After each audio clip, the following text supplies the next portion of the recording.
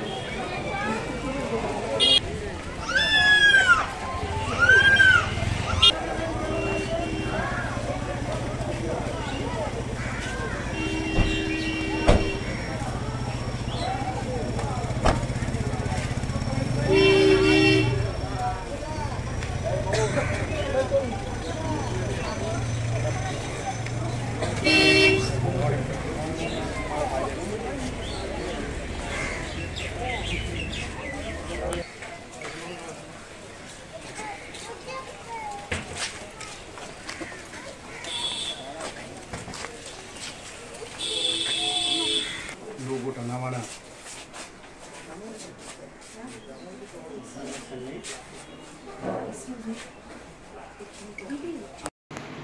Sir ওই গ্রামে যাওয়ার ব্যাপার আছে।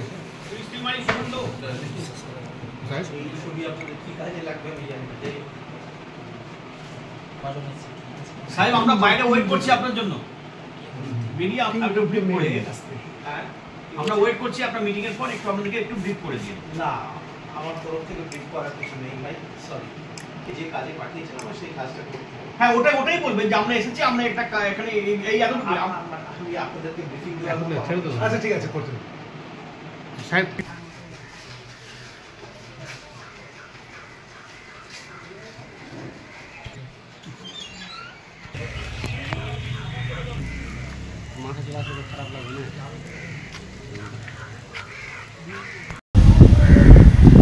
মালদা কালিয়াচক থেকে ঝন্টু মণ্ডলের রিপোর্ট, সংবাদ বাংলা টিভি।